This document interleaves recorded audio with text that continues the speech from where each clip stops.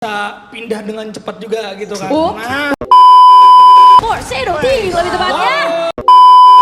Santai. Nah, nih hilang arah masih berhadapan dengan satu tim. Oh gitu, keren. Kebon. Asik. Wah, keluarga berencana. Maksud gua Bang Ibot jangan terlalu ini-iniin banget. Jangan terlalu kan jatah dituin gua lah. job gua itu. Maksud gua kalau job gua lu ambil juga kasihan gua gitu, enggak Iya. kasihan gua kan. Sambil nyari jam terbang kan ini kita nih. Ini kan lu semua jangan. Tapi jangan tidur juga Bang, jangan tidur juga maksud gua. Kita kasih mereka dulu. Kita lihat. Contohin dulu. Let's go. Oke. Iya, ini dia ada jumpsuit dari Baron. Ternyata Baron menang satu player dan di ending ada suara ini mantap banget. Backsoundnya ya kalau ada yang tumbang ya. Iya, saya. Ada ya sayangnya. Dengar lo. Agak kaget.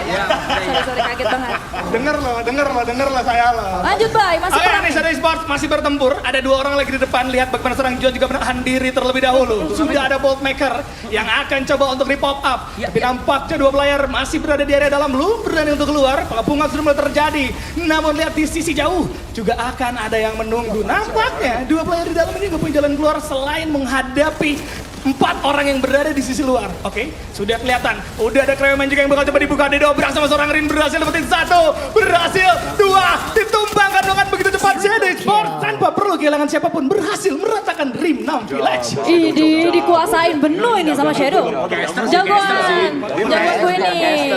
Iya, coba kita lihat. Masalahnya nih kalau early game wajar banget kayak gini terjadi. Tapi nanti late game-nya bisa nggak Shadow Esports gitu? Itu yang jadi pertanyaan. Jadi Ability biasanya tuh analis, dia tuh analisnya keren banget. Wah. Sorry kok, kalau zona makin kecil makin susah ya? Makin susah, karena zonanya sakit, terus nyari kembannya juga susah. Gitu.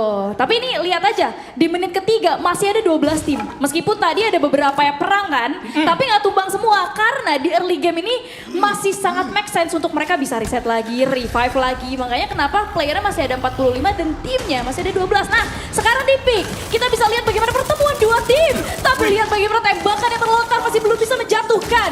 Ada di arah sebelah kanan, di kiri geser dulu ada UAV juga yang akan membantu heal. Daripada heal poinnya, maju ke depan Balil.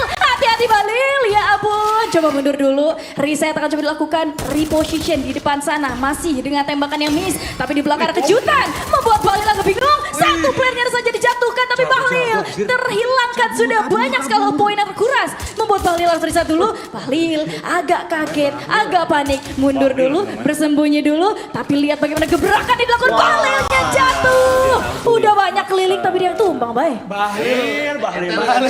Bahlil. Gimana tuh si Bahlil? Kurang bijak. Dewasa dikit dong. Kurang bijak Balil. Balil FF ini. Kan kita nggak tahu Balil yang lain. Iya. Kalau buru-buru ambil keputusannya ya. Gak dewasa berarti ya. Iya, akhirnya merugikan tim ya. Iya. Ada kayak komanya gitu ya, menjadikan koma. Tim guys. Ada agak ngeri ya. Ya Bahlil ya tadi sayang sekali Iya. memang harus tumbang pada akhirnya, tapi masih ada satu playernya juga, jadi harusnya timnya masih bisa melakukan reset lagi. Kita akan beralih Miracle Team kali ini bertemu dengan adanya hilang arah yang sudah mulai menyebarkan posisinya. Satu di sisi atas, satunya lagi berada di garis terdepan. Tapi yang jadi masalah, kali ini Miracle Team masih ada 4 anggota, sedangkan hilang arah hanya 2 anggota, dan ini akan jadi cukup berbahaya. Gesekel, tombang begitu saja. Ada Cryoman juga yang bakal coba dibuka. Apakah 2 lawan 4 kali ini bakal coba dihilangkan?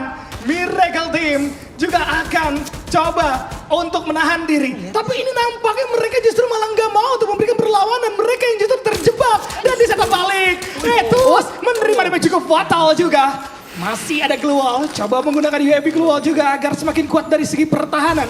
Namun hilang arah, kali ini akan komit, masuk dia, diterabas, dihancurkan satu player, berhasil bertek, dan begitu saja. Ada pertukaran memang yang terjadi, tapi hanya 2 player yang tersisa dari Miracle Team yang nampaknya sudah harus tumbang kali ini. Menyisakan Dewa yang harus cabut dan lari kali ini. Lari. Karena nggak ada lagi yang bisa dilakukan dan mumpung mereka punya waktu buat riset loh ini. Ada clock tower yang punya vending machine. Dia bisa ke sana dengan menggunakan koin yang mereka miliki. Sedangkan kalau kita lihat bagaimana setup yang dilakukan, ada ikut campur tangan dari player yang di jarak jauh, dari lawan yang di jarak jauh sehingga nggak bisa ngasih perlawanan banyak. Tapi perlu kita lihat bagaimana Vanguard kali ini akan berhadapan dengan tim yang berbeda. Masalahnya mereka juga selain perang dengan tim lain, ada zona yang ngikis hal poin mereka dan ini akan menjadi sulit untuk mereka.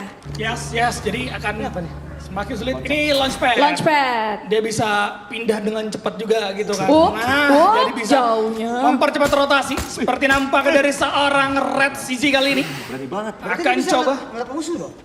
Bisa. Dia loncat, ngasih info, tapi dia nggak bakal bisa nembak di udara. Dia cuma terbang doang. Dia masih sendirian ya dia? Iya. Ya teman-temannya jauh banget, ini split position kayak gini nggak sehat sih, nggak sehat. Coba dewasa dikit dong, aduh Red Sisi. Udah ada satu glow yang dibuka untungnya. Masih ada resource yang bisa diandalkan, tapi Red Sisi ini udah ketahuan kalau dia sendirian. Dan teman-teman yang lain dari Shadow Esports, Shadow Team lebih tepatnya. Langsung menumbangkan, aunya mana? Oke, itu lagi suka. Udah. Jatuhnya kayak yang diapain. Yang diapain ya? Santai. Nah, ini hilang arah masih berhadapan dengan satu tim lainnya, ANFF yang ternyata juga udah kehilangan 3 anggota. Kemudian kita melihat bagaimana Phoenix yang juga sudah mulai melakukan rotasi 5 poin eliminasi. Kill yang paling banyak so far dipegang sama 2 tim. Anomali tumbang di posisi ke-12.